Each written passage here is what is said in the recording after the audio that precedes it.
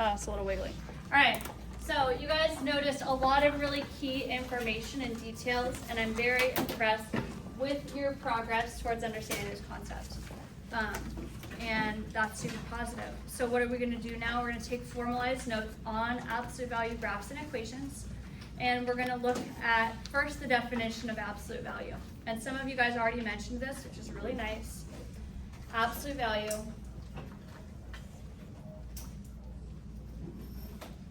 is the distance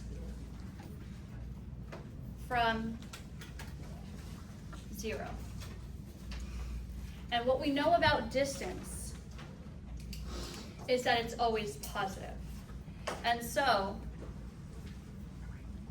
if the absolute value of x is equal to 5, then x has two possible solutions.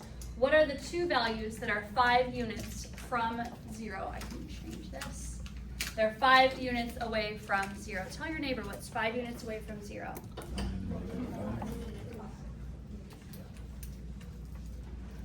So you guys noticed that we had 2 x-intercepts on a lot of these. There were 2 different rays. One ray pointed to the left, one ray pointed to the right, and they met at the vertex. That was very good.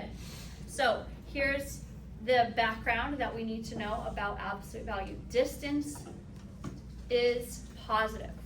So if the absolute value is 5, that's a positive number. Absolute value has to be equal to a positive.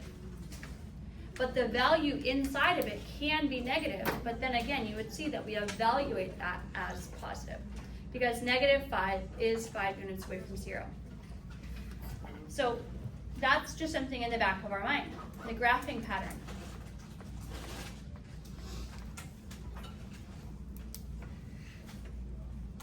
Now this graphing pattern is going to be a formula, okay? It's y equals a, and absolute value, I'm exaggerating it, x minus h, absolute value plus k. And you guys were calling this b, related back to lines, and I understand that. And we're going to be using new letters from now on. Every single function that we meet this school year is going to have all 3 of these letters in addition to x and y. What letters? A. What letter? H. What letter? K. And they're always going to do the same things, which is very cool. We start at the very beginning with 2 rays, and they have the HK coordinate and the A. So A for this version is equal to the slope, or the rate of change. You guys noticed that it was plus or minus A. You said one A goes this way, the other way ray goes that way. Let me see the exact language that you guys said. The slope is the same on both sides of the arrow, right? But really, one of them was a positive slope and the other was a negative slope for us to get the V shape. But it was the same overall absolute value of the slope. One was positive, one was negative. Then we have our H and K, and these are so special that I'm going to even slow down and highlight them. Now H and K together create the coordinate for the vertex.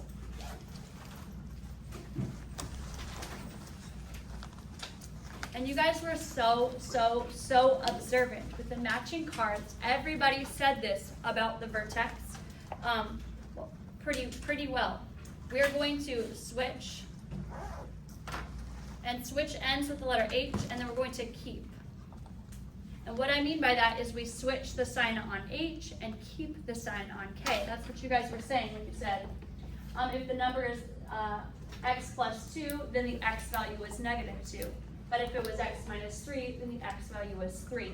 You noticed that. You saw that switcheroo. And so this pattern, where x will be next to an x coordinate, and you'll switch the sign that's shown. And then that y has a coordinate shown, and that one does not change. We keep that sign. This is the pattern for HK. Going forward, every single function will have its own HK. Sometimes, like we're seeing here, the HK will be a vertex. This time it's a vertex. but not always will it be a vertex.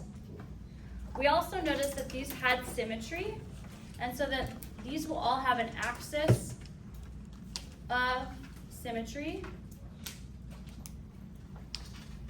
And that's going to be at the coordinate x equals h, and it's a line. And so here's that same h that we see in the vertex, and we switch the sign from the equation. And the vertex is right here as a picture where the two rays meet. So this is technically a piecewise linear function made up of one line with a positive slope and one line with a negative slope connecting at a central point called the vertex. And to graph it is pretty straightforward.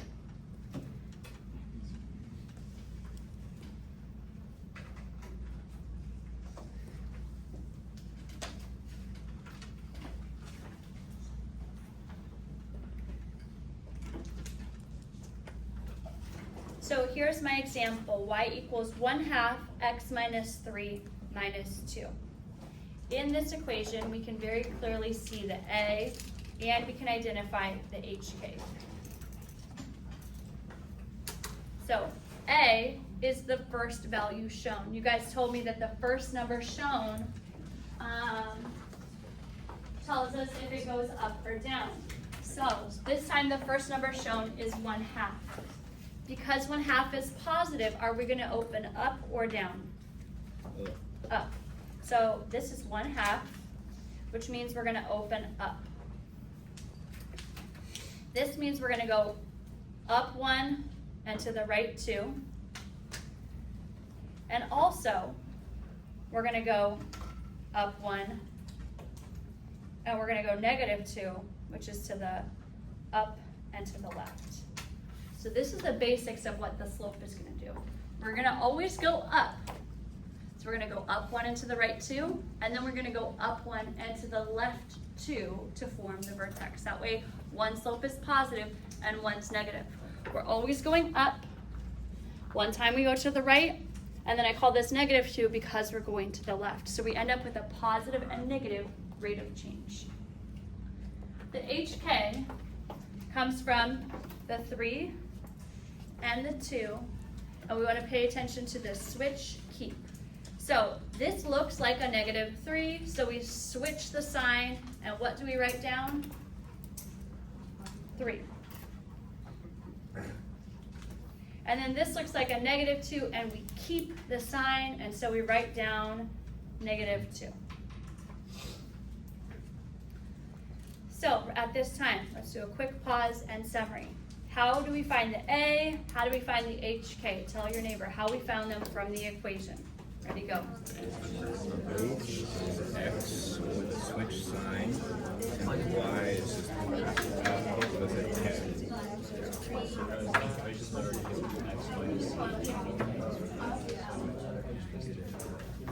Now, I already have a tiny baby slip. If you don't have one of these, go ahead and grab one. They're in the back behind the ACU ring.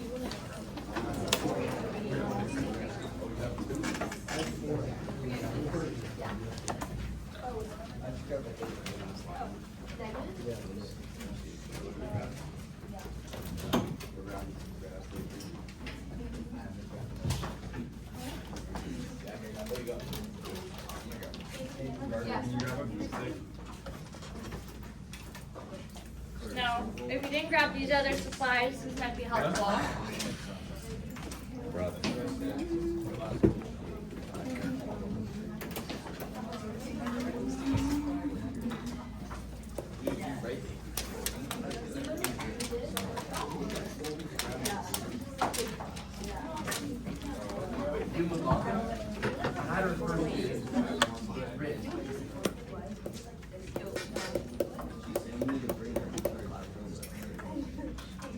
As we're getting ready, let us write out the procedure to graph. Step 1, we're going to plot HK, the vertex. to graph this, we're not going to create a table of values. We're going to start by identifying that key point, the HK, and then plot the vertex. So, I'm going to draw my y-axis. Oops, I missed a little bit. And then on center, I'm going to draw my x-axis.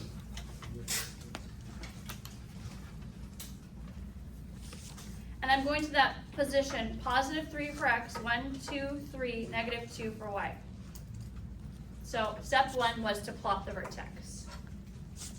So that's what we're doing now.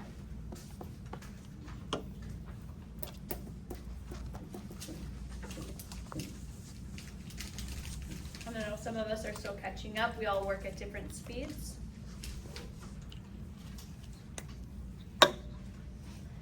Step 2. Count, slope, right. So whatever the slope is, just like we did before, we're going to go to the right. So this is up 1 and to the right 2. So I'm here at my point, I count up 1 and to the right 2, and again, and then I'm off. And of course, we're going to connect these like a ray. We start at the vertex and we go to the right only. We do not go to the left. Can we see this? Do I need to zoom out differently? Is this better? No, that's better.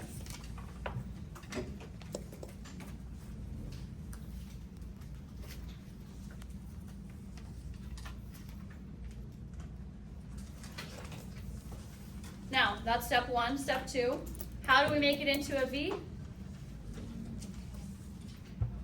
From vertex, count, slope, left. So, students will sometimes only make it go in one direction. They'll make a mistake. So I go back to the vertex, and now I count the slope left. So just like before, it's up 1, and now we go to the left 1, 2. Up 1 and to the left 1, 2, etc., etc., etc. We want to fill the whole grid. Then we will again start at the vertex, and this time you're only going to draw your ray to the left, not passing through to make it into a V shape.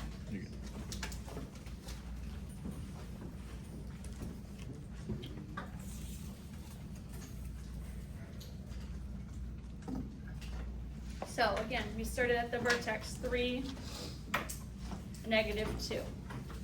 We counted up 1 and to the right 2, up 1 and to the right 2, up 1, oh, I'm off the graph. Connected these with the ray.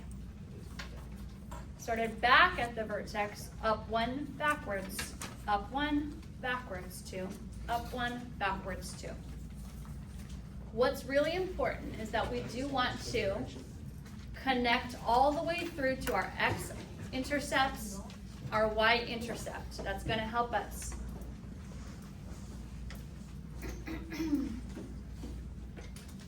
Now, once we've graphed it, we want to do the analysis. This is where we're using the vocabulary from last Friday.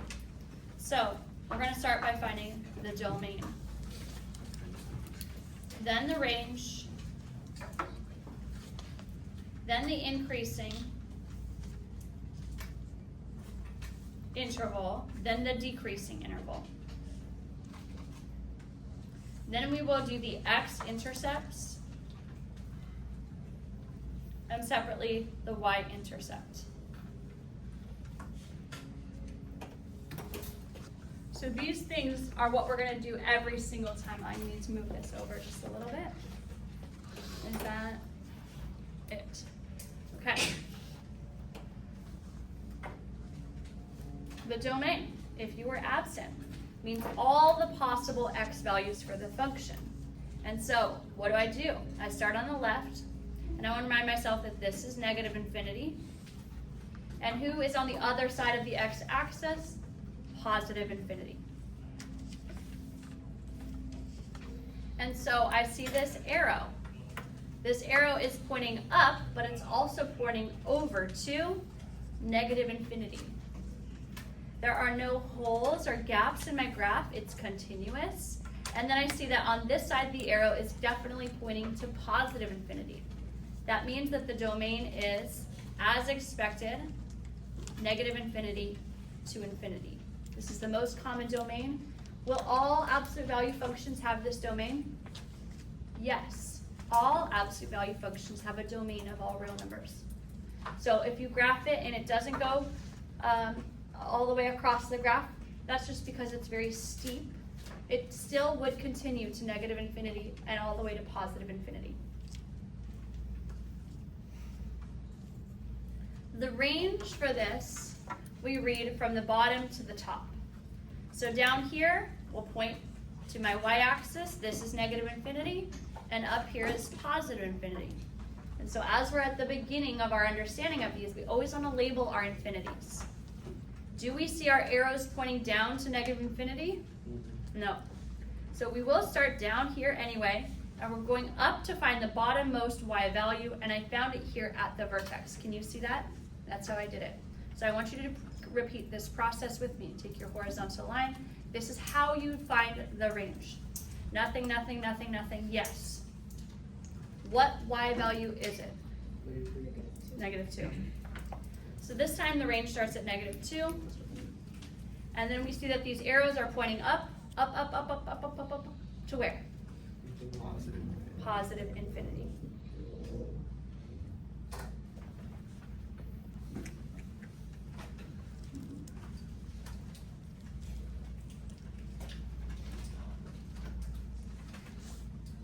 Now, I forgot a key part here, the axis of symmetry.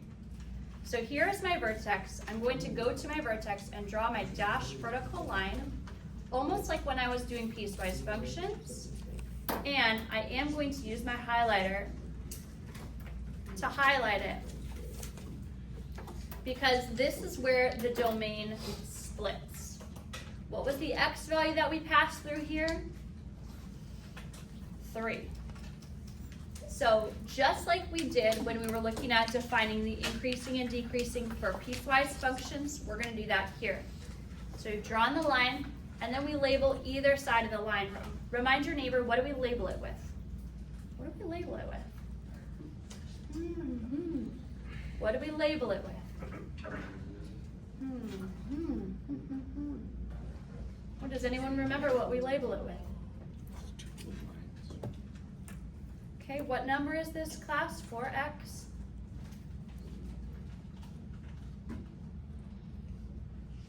London, what number is it? 3.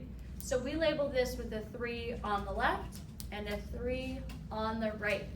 So we just label the x values. Why? We are splitting the x-axis into different intervals.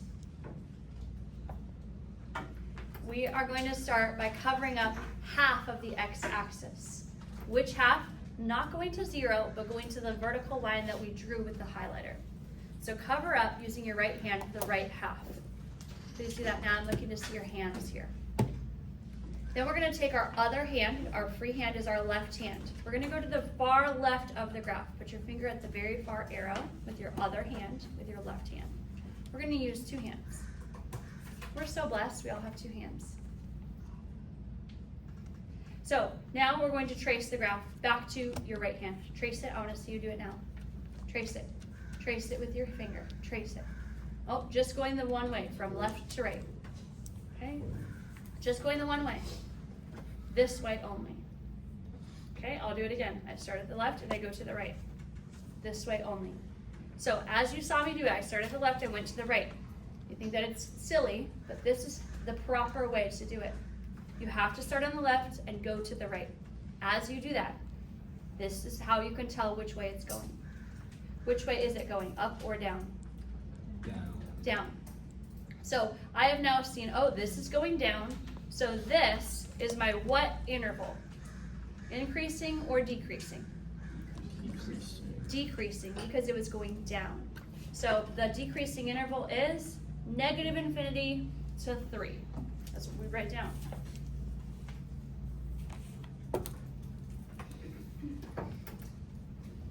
let's confirm that the other side is not also decreasing.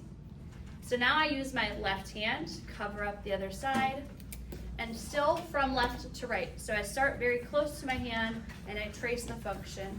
This time it is going up, so I'm seeing my increasing interval here. What is my increasing interval? Tell your neighbor what you think it is. I'm going to tell you in a second. What do you think it is?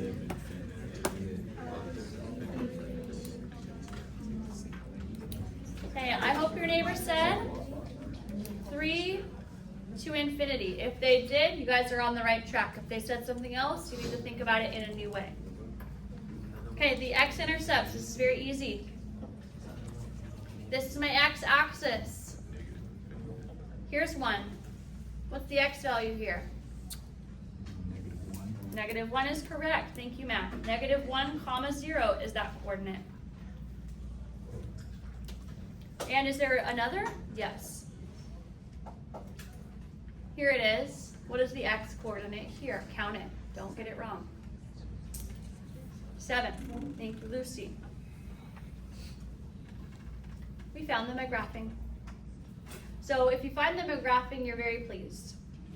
Great, let's do the y-intercept. Can you see it here? Oh, it's an estimate. I don't prefer to estimate, so I will do algebra.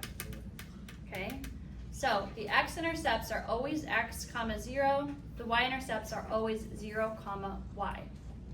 So the x-intercept has x, the y-intercept has y. That's very nice to know.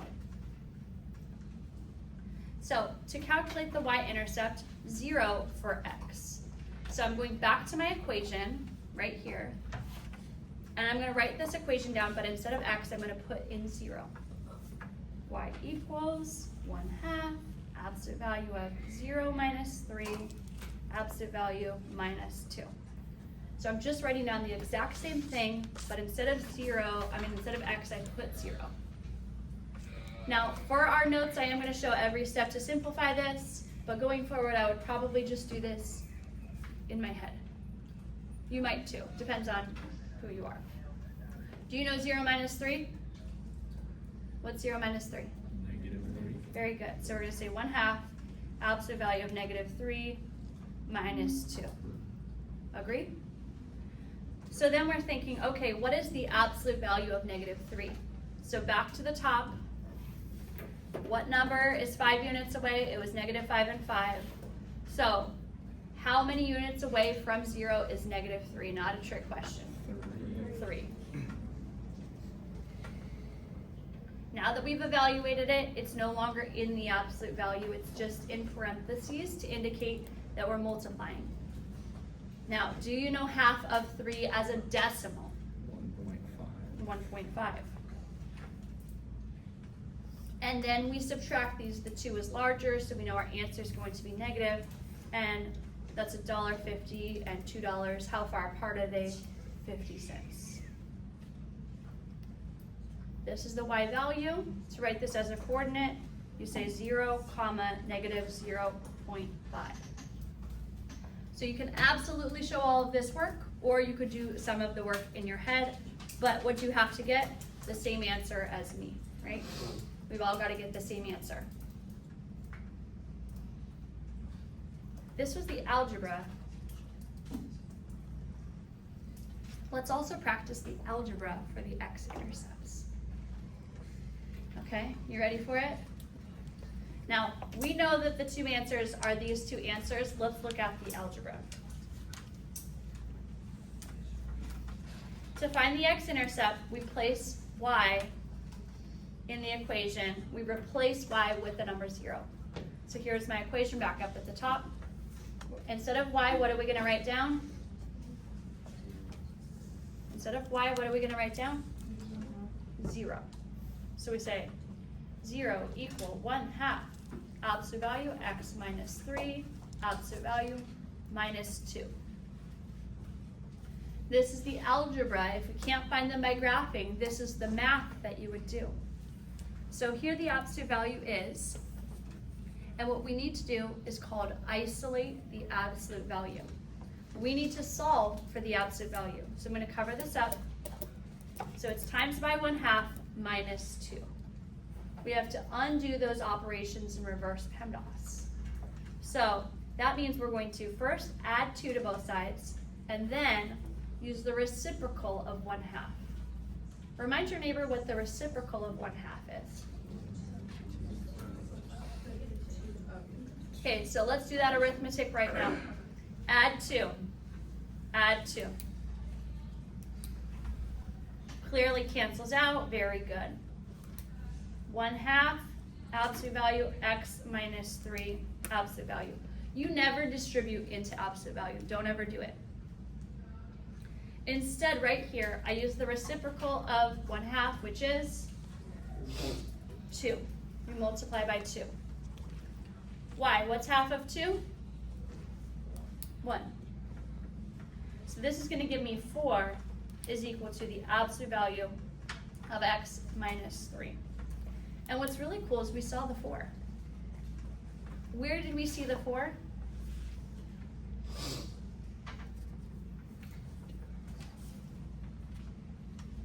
So from our line of symmetry, the x-intercepts were 4 units away, 4 to the right and 4 to the left. But we usually call 4 to the left minus 4. Would you agree? Mm-hmm. So the way that this will now work is that this splits to the absolute value is 4. So now back to the top, x equals 5 and negative 5 when we had this. So what would the 2 answers be for this one? Using that same pattern. 4 and negative 4. So that's what we write down. 4 equals x minus 3 and negative 4 equals x minus 3. That was really cool. So what did we not change? We did not change the inside. We changed the answer. One of them stayed the same, the other one changed to negative. Then we add 3.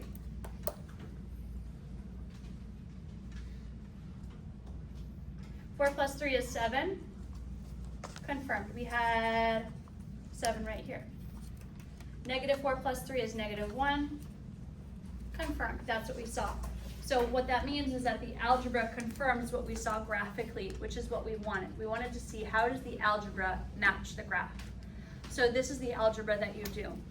First, you take the absolute value and you solve for it. Now what's really important is that the absolute value is equal to a positive. Then what did we do? Then we split it into 2 equations to get 2 answers. One is positive, the answer is negative. So we switch the answer from positive to negative to get our second answer. Tell your neighbor how we solve for absolute value x-intercepts. Distribute from the absolute value, do the arithmetic, and then you just switch the value for the equals x minus 3.